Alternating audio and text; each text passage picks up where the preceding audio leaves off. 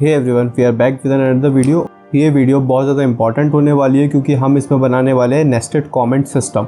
ये इतना इम्पॉर्टेंट क्यों है? क्योंकि ये एक ऐसा टॉपिक है ना, एक ऐसी एप्लीकेशन है जो बस तुम्हारे डेवलपमेंट स्किल्स को नहीं दिखाता बल्कि तुम्हारे प्रॉब्लम सॉल्विंग और तुम्हारे डीएसए को भी दिखाता है। तो इसलिए इंटरव्यू में ये क्वेश्चन बहुत ज़्यादा पूछा जाता है कि अगर तुम्हें एक प्रॉब्लम स्टेटमेंट दे दिया जाएगा और तुम्हें पूछा जाएगा कि ऐसी ऐसी चीज़ें हैं, इसको बिल्ड करो।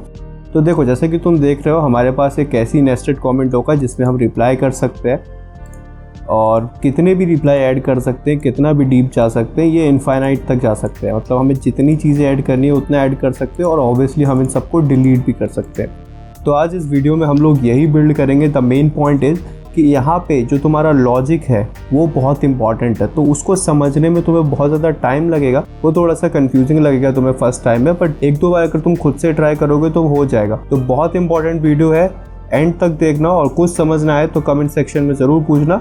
चलो स्टार्ट करते हैं। तो यहाँ पे यार मैंने तुम्हारे लिए एक स्टार्टर कोड रख रखा है क्योंकि हमें स्टाइलिंग वगैरह की ज़रूरत नहीं है। हम लोग इस वीडियो में मेनली फोकस करने वाले हैं लॉजिक बिल्डिंग पे, प्रॉब्लम सॉल्विंग पे और रिएक्ट पे। ठीक है, तो यहाँ पे जो छोटा बहुत कंपोनेंट है, जो CSS वगैरह है, वो मैंने पहले से ही लिख के रखी है। तुम्हें कुछ नहीं करना है, डिस्क्रिप्शन में एक लिंक दिया गया है, वहाँ पे जाके तुम जो गिट रिपो है उसको क्लोन कर सकते हो, या तुम कोडर्स जेन की गिटहब रिपो पे जाके यहाँ से कोड पे क्लिक करके इसको कॉपी कर सकते हो लिंक को, और उसके बाद अपने टर्मिनल में जाके जहाँ पे भी तुम्हें ये कॉपी करना है, जैसे मुझे डेस्कटॉप पे करना है, तो वहाँ पे गिट क्लोन कर दो।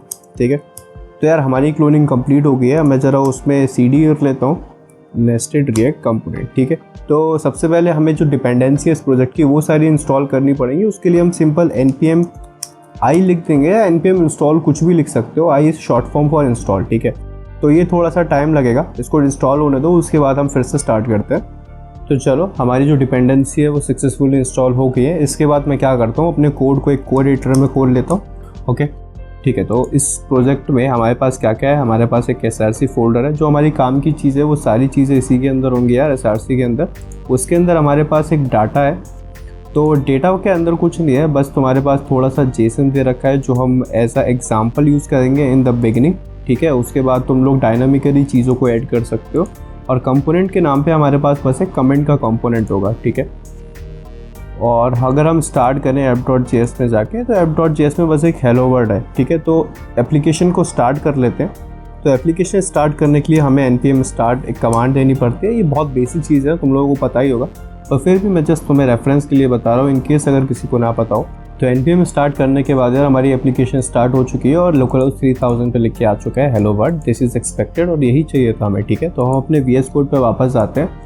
तो हम लोग देखते हैं कि हमारी जो प्रॉब्लम है उसको हम कैसे तोड़ सकते हैं, क्योंकि एक बड़ी प्रॉब्लम को सॉल्व करने का सबसे सिंपल तरीका होता है कि उसको छोटे छोटे पार्ट में तोड़ दो and then approach for a single one at a time. ठीक है, तो सबसे पहले हमारा टास्क है यहाँ पे कि जो हमारा कमेंट सेक्शन है, जो हमारा कमेंट है, उसको हमें UI पे रेंडर कराना है। ठीक है, डायनामिकली नहीं, स्टैटिकली कराना है। सबसे पहले हम लोगों को उसको स्टैटिक रेंडर कराना है, उसके बाद हम देखेंगे कि हम उसमें कैसे डायनामिकली जो हमारा रिप्लाई है उसके थ्रू हम लोग चीज़ों को ऐड कर सकते हैं, डिलीट के थ्रू चीज़ों को डिलीट कर सकते हैं। ठीक है, तो सबसे पहले हमारा टास्क है कि हमें चीज़ों को रेंडर कराना है। तो उसके लिए यहाँ पे हमारे पास एक कंपोनेंट है कमेंट, तो इसको हम लोग इंपोर्ट कर लेते हैं। यहाँ पे इंपोर्ट कमेंट्स, तो instead of this hello word यहाँ पे हम कमेंट्स कर देते हैं। ठीक है, अगर तुम लोग रिफ्रेश करोगे तो तुम्हें कुछ ऐसा दिख जाएगा। ठीक है, अब इसके अंदर थोड़ी सी स्टाइलिंग ऐड कर देते हैं। स्टाइलिंग ऐड करने के लिए हमें कुछ नहीं करना है, बस कमेंट्स में जाके स्टाइल शीट ऐड करनी है, जो कि उसकी होगी comment.css। ठीक है, तो इसको ऐड करने के बाद तुम लोग देखोगे तो तुम्हारी कुछ फाइल ऐसी हो जाएगी। रिफ्रेश कर लेते हैं एक बार। ठीक है, तो वो कुछ ऐसी हो गई। तो यहाँ पे हमारे पास दो बटन आ गए, रिप्लाई और डिलीट का, और एक यहाँ पे हमारा मैसेज आ गया। ठीक है, तो हमारी ये चीज़ काम कर रही है, पर अभी प्रॉब्लम क्या है, ये जो कमेंट का डाटा है ये सारा स्टैटिक है। ये चीज़ है जो स्टैटिक है, इसको हम लोग चेंज नहीं कर पा रहे। तो जो हमारा डमी डेटा है अभी के लिए comments.data, अभी हमारा पहला टास्क है कि हमें इन सारे डाटा को रेंडर कराना है UI पे। ठीक है, तो वो कैसे कराएंगे देख लेते हैं। तो सबसे पहले app.js में जाके डमी डेटा को इम्पोर्ट कर लेते हैं, कमेंट डेटा। ठीक है, इस डमी डेटा को स्टोर करने के लिए हमें यूज स्टेट हुक की ज़रूरत पड़ेगी, तो इसलिए एक हुक क्रिएट कर लेते हैं।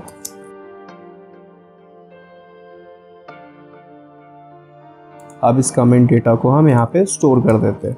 ठीक है, अब ये जो कमेंट डेटा है वो हमारा डमी डेटा है, तो इसको हमें पास करना पड़ेगा कमेंट्स को। तो अगर मैं डमी डेटा को एक बार देखूं तो वो कुछ ऐसा है, एक ऑब्जेक्ट है, उसके अंदर एक आईडी है, एक टेक्स्ट है मतलब जो बॉडी है कमेंट की, और उसके अंदर रिप्लाईज है, एक एरे है इसके अंदर हमने बाकी सारे रिप्लाई स्टोर कर रखे हैं। सेम चीज़ उसके अंदर है, उसके अंदर भी ID2 है, टेक्स्ट है, रिप्लाईज है। तो यहाँ पे बस क्या डिफ्रेंशिएट है कि इनकी आईडी अलग है, बाकी सारी चीज़ें ऐसे नेस्टेड होती जा रही है, ठीक है। तो इनफैक्ट हमारा जो मेन कंपोनेंट है वो एक ऑब्जेक्ट है, उसके अंदर रिप्लाईज का एक एरे है। सेम चीज़ रिपीट हो रही है। तो हम यहाँ पे कमेंट्स में जाएंगे, ठीक है। तो यहाँ पे हम लोग इसको इंपोर्ट कर लेते हैं एज अ प्रॉप कमेंट्स। तो हमारा ये जो हेलो हाउ आर यू है, ये कमेंट्स को इसकी जगह हम कमेंट डॉट टेक्स्ट कर देते हैं, क्योंकि यही तो बॉडी है हमारी, है ना। ठीक है, बस हो गया, काफ़ी है। वापस आते हैं और देखते हैं। तो यहाँ पे हमें मिल चुका है यार hello world how are you. तो हमारा पहला स्टेप हो गया कंप्लीट। हमारा जो डमी डेटा था उसका जो पहला स्टेप था वो हमने रेंडर कर दिया है। अब हमें वर्क करना है इन डीप वालों पे, ठीक है। तो अब हमें क्या करना पड़ेगा, हमें इस कंपोनेंट को रिकर्सिवली कॉल करना पड़ेगा। एक टॉपिक होता है बहुत इंपॉर्टेंट DSA में जिसको हम रिकर्शन कहते हैं। तो उसका मतलब होता है कि जो फंक्शन है वो अपने आप को ही कॉल कर रहा है, ठीक है। तो इसमें हम वही करेंगे।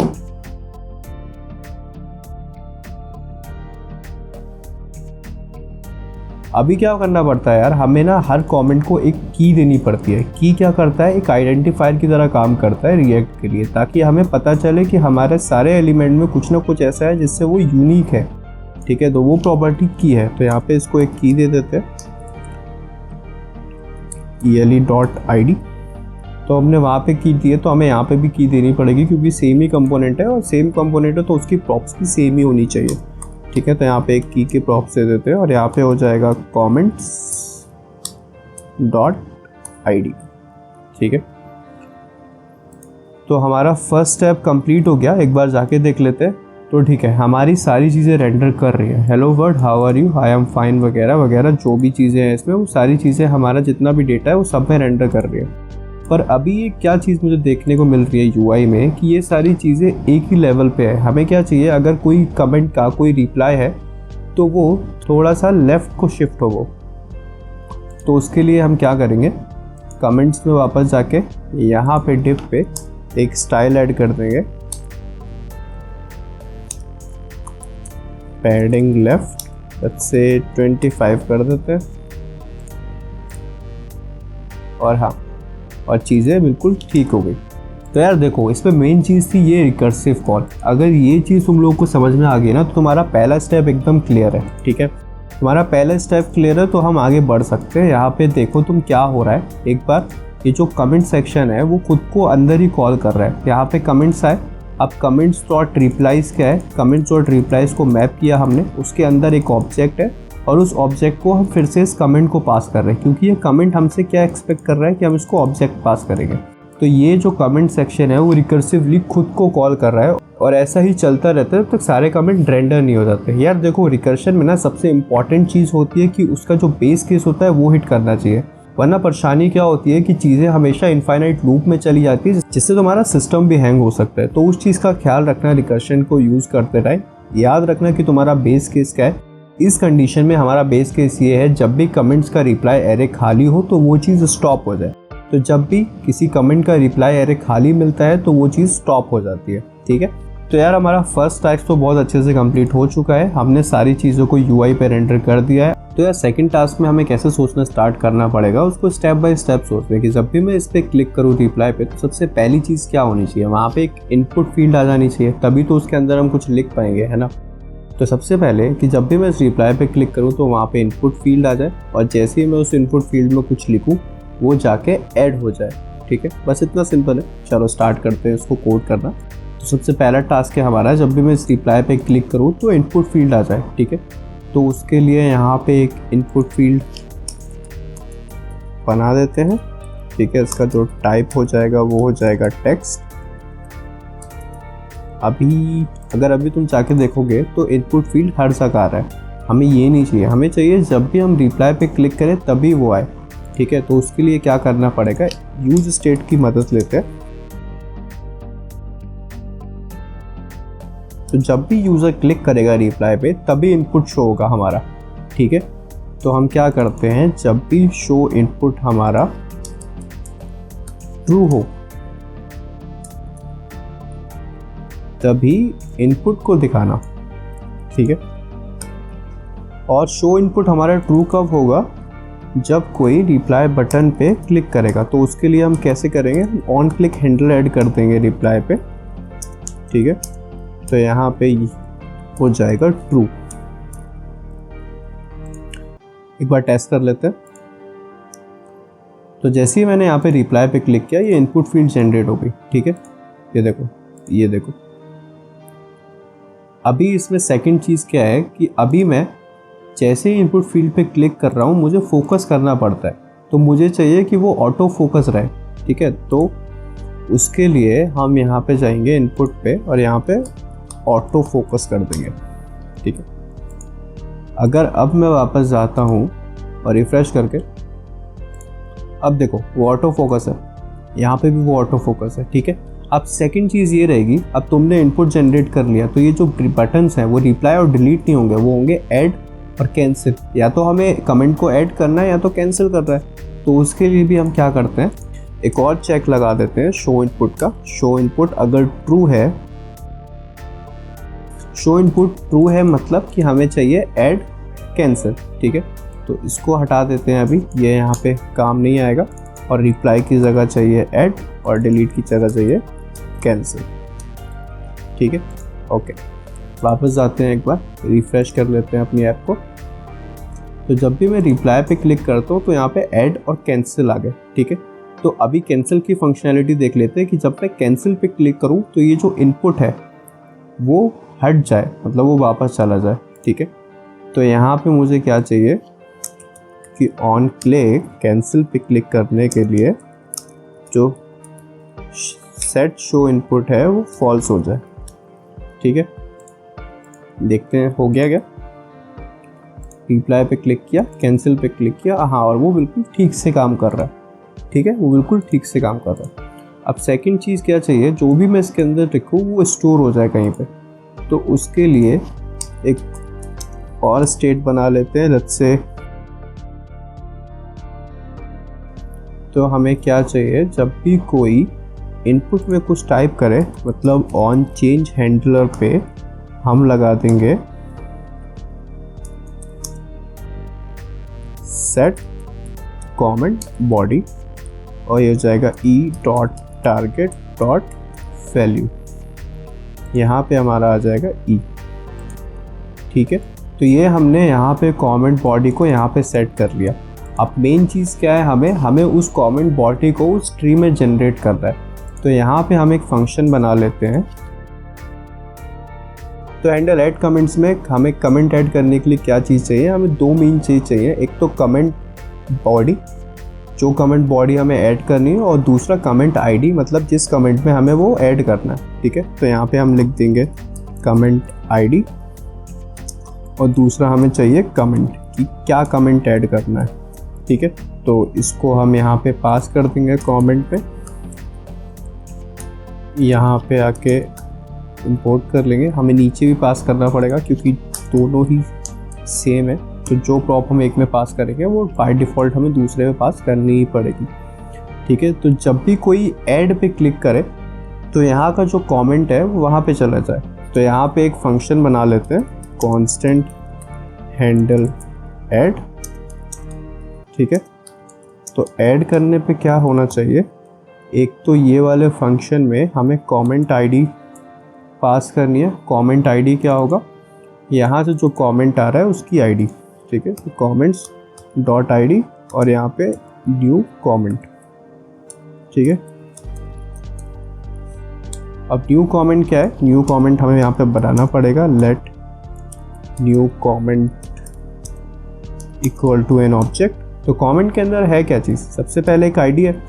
तो आईडी यूनिक करने के लिए अभी हम टाइम स्टैम्प का यूज़ कर लेते हैं, ठीक है। तो डेट डॉट नाउ और आईडी के बाद है हमारे पास टेक्स्ट, जो कि हो जाएगा हमारा कमेंट बॉडी। और थर्ड चीज़ है हमारे पास रिप्लाइज, जो कि इनिशियल में हो जाएगा एम्प्टी। ठीक है। ओके, तो जैसे ही कोई ऐड कमेंट पे क्लिक करें तो सेकंड चीज़ हमें ये भी चाहिए कि जो इनपुट का फील्ड है वो ऑफ हो जाए, मतलब वो दिखना बंद हो जाए। तो यहाँ पे हम कर देंगे सेट शो इनपुट फॉल्स, ठीक है। तो इस हैंडल ऐड को हम यहाँ पे कॉल भी तो करना पड़ेगा, ऑन क्लिक हैंडल ऐड को कॉल कर दो, ठीक है। यहाँ पे हमने इसको कॉल कर दिया और ये जो हमारा हैंडल ऐड फंक्शन है वो अपने आप यहाँ पे आ जाएगा। तो फाइनली यहाँ पे हमें क्या मिलेगा, तो यहाँ पे हमें मिलेगा कमेंट आईडी और कमेंट, ठीक है। तो एक बार कंसोल करा लेते हैं। ओके, वापस जाते हैं और एक बार कंसोल ओपन करते हैं अपना, और यहाँ पे हम ऐड कर देते हैं हेलो, ठीक है। इसको बंद करते हैं। अभी मैं यहाँ पे रिप्लाई पे क्लिक करके कुछ लिखता हूँ। लेट्स सपोज मैं लिखता हूँ हाउ आर यू, और मैं ऐड पे क्लिक करता हूँ तो हमें देखो कमेंट आईडी मिल गया और वो जो कमेंट मिल गया जो हमें ऐड करना है, टेक्स्ट है हाउ आर यू। अब यही सेम चीज़ मैं कहीं भी कर सकता हूँ, मैं यहाँ पे कर सकता हूँ और यहाँ पे मैं टाइप समथिंग कुछ भी जबिश मैंने टाइप किया और ऐड पे क्लिक किया तो I got a comment ID, I got a new comment, as simple as that, ठीक है। तो हमारी एप्लीकेशन यहाँ तक बिल्कुल ठीक काम कर रही है। अब जो मेन चीज़ आती है वो आती है कि हम इस कमेंट को हमारा जो कमेंट ट्री है उसमें कैसे ऐड करें, ठीक है। तो उसके लिए क्या करेंगे यार, हम एक कस्टम हुक बना लेंगे, ठीक है। तो कस्टम हुक बनाना बहुत सिंपल है, मैं तुम्हें सिखा देता हूँ अगर तुम्हें नहीं आता। तो कस्टम हुक का नाम रख देते हैं यूज फंक्शन .js, ठीक है। यहाँ पे एक कंपोनेंट बना लेते हैं। पर याद रखना यार, कस्टम हुक्स में जो इम्पोर्टेंट चीज़ होती है कि जो इसका नाम होता है वो हमेशा यूज से स्टार्ट होना चाहिए, तभी वो कस्टम हुक्स कहलाएगा, ठीक है। तो यहाँ पे हम एक फंक्शन बना लेते हैं कांस्टेंट ऐड कमेंट। तो यार कमेंट्स ऐड करने के लिए हमें क्या क्या चाहिए, हमें मेनली 3 चीज़ें चाहिए। सबसे मेन चीज़ हमें ट्री चाहिए। ट्री मतलब कि जो पूरा स्ट्रक्चर जिसमें हमें एक कमेंट ऐड करना है, तो ठीक है। तो लेट्स सपोज उसको कॉल कर देते हैं ट्री, और उसके बाद चाहिए हमें कमेंट आईडी कि किस कमेंट में जाके वो ऐड करना है, ठीक है। तो कमेंट आईडी कर देते हैं। और थर्ड चीज़ चाहिए हमें कमेंट कि जो नया कमेंट है वो क्या ऐड करना है, ठीक है। तो यहाँ पे लिख देते हैं न्यू कमेंट। तो बस ये 3 चीज़ें चाहिए और इसको हम रिटर्न करा देते हैं। इसको हटा के यहाँ पे ऐड कमेंट कर देते हैं, ठीक है। और ऐप में जाके हम इस यूज फंक्शन हुक को इंपोर्ट कर लेते हैं, ठीक है। तो हमें क्या करना है कि ऐड कमेंट को हमें यहाँ पे इन सब चीज़ों को पास करना है। तो हमें कमेंट आईडी पास करनी है, न्यू कमेंट पास करना है और एक ये ट्री पास करना है, ठीक है। तो यहाँ पे ट्री पास कर देते हैं और इसकी हमें ज़रूरत नहीं है फ़िल्टर की, तो इसको हटा देते, सेव कर देते, ठीक है। तो अब यहाँ पे जाके देखते हैं तो सबसे पहले यहाँ पे क्या होगा। तो यार देखो, तुम्हारा मेन दिमाग ना यहीं पे लगेगा आके, क्योंकि अगर तुमने ये चीज़ सीख ली तो बाकी सारी चीज़ें तुम्हारे लिए बहुत ज़्यादा सिंपल हो जाएंगी। तो सबसे पहले जैसा मैंने बोला, जब भी हम रिकर्शन के साथ काम करते हो तो हमें सबसे पहले देखना होता है कि बेस केस क्या होगा उसका, है ना। तो यहाँ पे हमारा बेस केस क्या होगा, क्या पता जिस कमेंट में हमारा यूज़र नया रिप्लाई ऐड करने का ट्राई कर रहा है वो हमारा टॉप मोस्ट नोड ही हो। तो अगर वो ऐसा है तो हमारा क्या हो जाएगा कि जो हमारी जो ट्री की आईडी है वो इक्वल टू कमेंट आईडी हो जाएगी। अगर कमेंट आईडी हो जाएगी वो, ठीक है, तो हमें क्या करना है, हमें simply comments dot replies dot unshift new comment add कर देना है, ठीक है। तो ये कमेंट नहीं होगा, ये ट्री हो जाएगा क्योंकि हमने उसको यहाँ पे कर रखा है, ठीक है। उसके बाद हम ट्री को रिटर्न कर देंगे। सिंपल है। अनशिफ्ट क्या करता है यार, तुमने पुश तो सुना ही होगा, सेम वैसा ही है, बस अनशिफ्ट इतना फ़र्क है और पुश में कि पुश जो है वो एलिमेंट को ऐड करता है पीछे से, और जो अनशिफ्ट ऐड करता है वो स्टार्टिंग से ऐड करता है, वो बिगिनिंग से ऐड करता है, ठीक है। तो हमारा जो पहला केस है उतना काफ़ी है। अभी हम इसको ट्राई करके देखते हैं, ठीक है, बिल्कुल कंफ्यूज नहीं होना। अभी हमारा जो फर्स्ट केस है, जो बेस केस है, उसको ट्राई करके देख लेते हैं। तो हम app.js में वापस आते हैं। अब ये जो फंक्शन है ये हमें अपडेटेड ट्री को रिटर्न करेगा, ठीक है। तो उसके लिए हमें क्या करना पड़ेगा, उसको स्टोर करना पड़ेगा। तो हम यहाँ पे लिख देते हैं अपडेटेड ट्री। सो इस अपडेटेड ट्री को हम अपडेट कर देते हैं अपने पुराने वाली ट्री से, ठीक है। तो यहाँ पे हम लिख देंगे अपडेटेड ट्री। ओके, अब वापस आते हैं एक बार, और अगर रिप्लाई पे कुछ ऐड करूँगा तो वो मुझे दिखना चाहिए, ठीक है। तो अभी मैं लिख देता हूँ कुछ भी जिविश लिख देता हूँ और उसको ऐड पे क्लिक करता हूँ। तो देखो यार, वो यहाँ पे आ चुका है, ठीक है। अगर मैं यहीं पे कुछ ऐड करूँगा तो वो आ जाएगा, पर अगर मैं कहीं और चला गया ऐड करने के लिए तो वो मुझे एरर दे देगा। हाँ, और ये एक्सपेक्टेड है क्योंकि हमने आगे का लॉजिक ही ऐड नहीं किया है, ठीक है। तो हम खुश हैं कि हमारा जितना भी लॉजिक हमने ऐड किया है वो सारा एकदम सही तरीके से काम कर रहा है, ठीक है। अब आगे की बात करते हैं। अगर वो हमारा जो पहला नोड है वो नहीं है जिसमें कोई यूज़र कमेंट ऐड करना चाहता है या रिप्लाई ऐड करना चाहता है, तो हम क्या करेंगे, हम tree.replies.map करेंगे, ठीक है। तो हम ट्री में मैप करेंगे और इस फंक्शन को रिकर्सिवली कॉल करेंगे, ऐड कमेंट्स को रिकर्सिवली कॉल करेंगे, पर इस बार हम पूरे ट्री को नहीं भेजेंगे, उस रिप्लाई को भेजेंगे।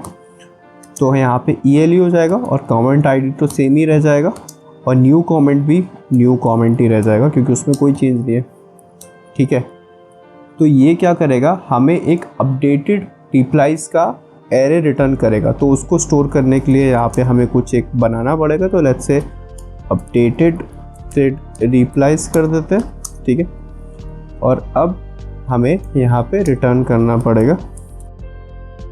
तो अभी देखो क्या हो रहा है कि हमने यहाँ पे ट्री को रिटर्न कर दिया। तो हमारा एक्सपेक्टेशन किया था कि जो यूज़र है उसने पहले ही नोड में कमेंट ऐड किया है, पर अगर ऐसा नहीं है तो वो यहाँ पे आ जाएगा। तो यहाँ पे हम क्या करेंगे, अगर ऐसा नहीं है तो जो ट्री है उसके रिप्लाइज़ को हमने मैप किया, उसके फर्स्ट को भेजा, ऐड कमेंट में चेक किया, वैसा नहीं है, उसके दूसरे को भेजा, नहीं है। तो ऐसे करते करते हम सारी चीज़ें तक पहुँच गए जब तक हमें रिप्लाइज़ का एक एम्प्टी एरे नहीं मिल गया, ठीक है।